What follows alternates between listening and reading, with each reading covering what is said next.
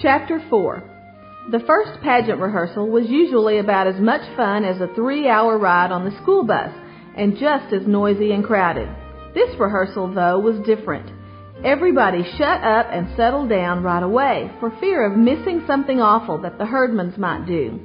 They got there 10 minutes late, sliding into the room like a bunch of outlaws about to shoot up a saloon. When Leroy passed Charlie, he knuckled him behind the ear, and one little primary girl yelled as Gladys went by. But Mother had said she was going to ignore everything except blood, and since the primary kid wasn't bleeding, and neither was Charlie, nothing happened.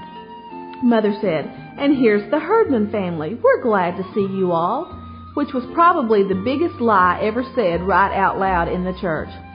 Imogene smiled, the Herdman smile we called it, sly and sneaky, and there they sat, the closest things to criminals that we knew about. And they were going to represent the best and most beautiful. No wonder everybody was so worked up.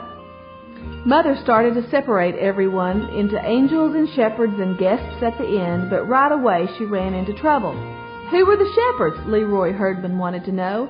Where did they come from? Ollie Herdman didn't even know what a shepherd was, or anyway, that's what he said. "What was the inn?" Claude asked. "What's an inn?" "It's like a motel," somebody told him, "where people go to spend the night." "What people?" Claude asked. "Jesus?" "Oh, honestly," Alice Windleton grumbled, "Jesus wasn't even born yet. Mary and Joseph went there." "Why?" Ralph asked. "What happened first?" Imogene hollered at my mother. "Begin at the beginning." That really scared me, because the beginning would be the book of Genesis, where it says, "In the beginning." And if we were going to have to start with the book of Genesis, we'd never get through. The thing was, the Herdmans didn't know anything about the Christmas story. They knew that Christmas was Jesus' birthday, but everything else was news to them. The shepherds, the wise men, the star, the stable, the crowded inn. It was hard to believe. At least it was hard for me to believe. Alice Windleton said she didn't have any trouble believing it. How would they find out the Christmas story, she said. They don't even know what a Bible is. Look what Gladys did to the Bible last week. While Imogene was snitching money from the collection plate in my class, Gladys and Ollie drew mustaches and tails on all the disciples in the primary grade illustrated Bible. They never went to church in their whole life till your little brother told them we got refreshments, Alice said. And all you ever hear about Christmas in school is how to make ornaments out of aluminum foil. So how would they know about the Christmas story? She was right. Of course, they might have read about it, but they never read anything except Amazing Comics. And they might have heard about it on TV, except that Ralph paid 65 cents for their TV at a garage sale, and you couldn't see anything on it unless somebody held onto the antenna. Even then, you couldn't see much. The only other way for them to hear about the Christmas story was from their parents, and I guess Mr. Herdman never got around to it before he climbed on the railroad train. And it was pretty clear that Mrs. Herdman had given up ever trying to tell them anything. So they just didn't know. And Mother said she had better begin by reading the Christmas story from the Bible. This was a pain in the neck to most of us because we knew the whole thing backwards and forwards and never had to be told anything except where we were supposed to stand and who we were supposed to be. Joseph and Mary, his espoused wife, being great with child, "Pregnant!"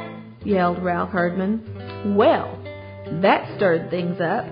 All the big kids began to giggle, and all the little kids wanted to know what was so funny, and Mother had to hammer on the floor with the blackboard pointer. "That's enough, Ralph," she said, and went on with the story. "I don't think it's very nice to say Mary was pregnant," Alice whispered to me. "But she was," I pointed out. In a way, though, I agreed with her. It sounded too ordinary. Anybody could be pregnant. Great with child sounded better for Mary. "I'm not supposed to talk about people being pregnant." Alice folded her hands in her lap and pinched her lips together. "I'd better tell my mother." "Tell her what?" "That your mother is talking about things like that in church. My mother might not want me to be here." I was pretty sure she would do it. She wanted to be Mary, and she was mad at Mother. I knew, too, that she would make it sound worse than it was, and Mrs. Windleton would get madder than she already was.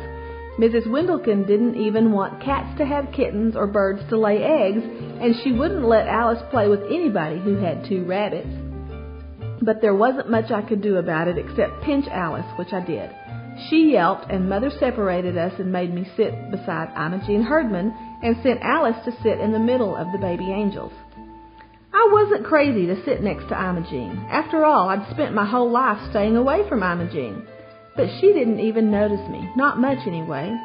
"Shut up," was all she said. "I want to hear her." I couldn't believe it. Among other things, the Herdmans were famous for never sitting still and never paying attention to anyone. Teachers, parents, their own or anybody else's, the truant officer, the police. Yet here they were, eyes glued on my mother and taking in every word. "What's that?" they would yell whenever they didn't understand the language. And when Mother read about there being no room at the inn, Imogene's jaw dropped and she sat up in her seat. "My God," she said, "not even for Jesus?" I saw Alice purse her lips together, and so I knew that would be something else Miss Windleton would hear about, swearing in the church. "Well, now, after all," Mother explained, "nobody knew the baby was going to turn out to be Jesus." "You said Mary knew," Ralph said. "Why didn't she tell them?" "I would have told him," Imogene put in. "Boy, would I have told him. What's the matter with Joseph that he didn't tell him? Her pregnant and everything," she grumbled. "What was that they laid the baby in?" Leroy said. "That manger. Is that like a bed? Why would they have a bed in a barn?" "That's just the point," Mother said. "They didn't have a bed in the barn, so Mary and Joseph had to use whatever there was. What would you do if you had a new baby and no bed to put the baby in?" "We put Gladys in a bureau drawer," Imogene volunteered. "Well, there you are," Mother said, blinking a little. "You didn't have a bed for Gladys, so you had to use something else." "Oh, we had a bed," Ralph said, "only Ollie was still in it and he wouldn't get out. He didn't like Gladys." He elbowed Ollie. "Remember how you didn't like Gladys?" I thought that was pretty smart of Ollie, not to like Gladys right off the bat. "Anyway," Mother said, "Mary and Joseph used the manger. A manger is a large wooden feeding trough for animals." "What were the wadded up clothes?" Claude wanted to know. "The what?" Mother said.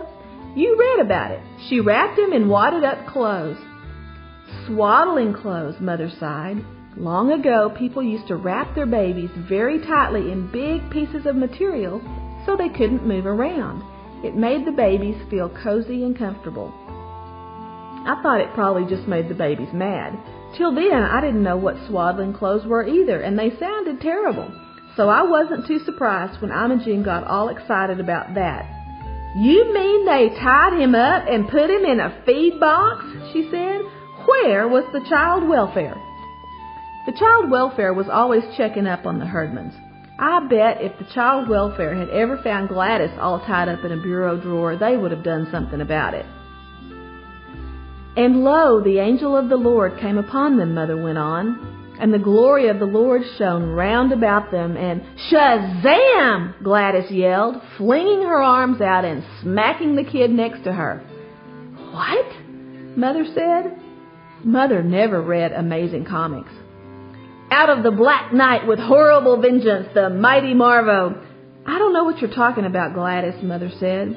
"This is the angel of the Lord who comes to the shepherds in the fields and out of nowhere, right?" Gladys said. "In the black night, right?" "Well," Mother looked unhappy. "In a way." So Gladys sat back down looking very satisfied, as if this was at least one part of the Christmas story that made sense to her. "Now, when Jesus was born in Bethlehem of Judea," Mother went on reading, "behold, there came wise men from the east to Jerusalem, saying..." "That's you, Leroy," Ralph said, "and Claude and Ollie, so pay attention." "What does it mean, wise men?" Ollie wanted to know. "Were they like school teachers?" "No, dumbbell," Claude said. "It means like the President of the United States." Mother looked surprised and a little pleased, like she did when Charlie finally learned the times table up to 5. "Why, that's very close, Claude," she said. "Actually, they were kings." "Well, it's about time," Imogene muttered. "Maybe they'll tell the innkeeper where to get off and get that baby out of the barn." They saw the young child with Mary, his mother, and fell down and worshipped him, and presented unto him gifts, gold and frankincense and myrrh. What's that stuff? Leroy wanted to know. Precious oils, Mother said, and fragrant resins.